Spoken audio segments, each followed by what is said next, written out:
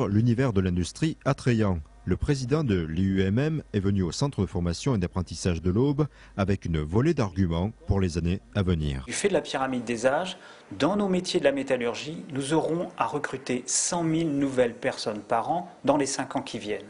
Il est donc tout à fait fondamental, 1, de convaincre les jeunes et les moins jeunes de venir dans nos métiers et 2, bien sûr, de bien les former. Né en 1988, le nombre d'apprentis au CFAI a évolué de 8 à 140 par an.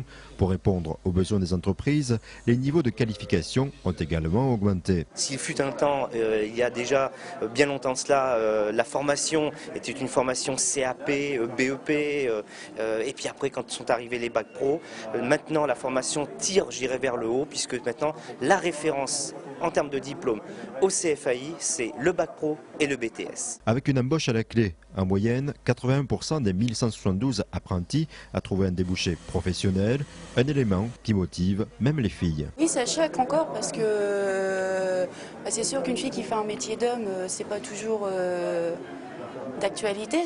Dans la maintenance, en regardant, on a plus de chances d'avoir un emploi que d'autres filières. On a plus d'acquis à la sortie que dans une école normale. Malgré cela, l'engouement des jeunes vers les métiers de l'industrie est encore faible, voire aléatoire. Arrivé un peu là par hasard, enfin, je voulais plus aller à l'école et puis j'ai fait des stages pour voir ce que je voulais faire. Je suis arrivé là et puis j'ai testé plusieurs métiers avant de venir. C'est un métier assez seul.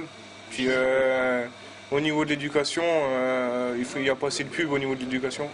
Afin de briser cette image, il faut plus que des savonnettes. Le CFAI de l'Aube a choisi son slogan « Les métiers de l'industrie, c'est sexy ». Objectif, briser les idées reçues sur les carrières dans ces filières. Tout simplement parce que vous rentrez au CFAI comme chaudronnier, un mot qui choque encore les parents, qui choque encore les individus.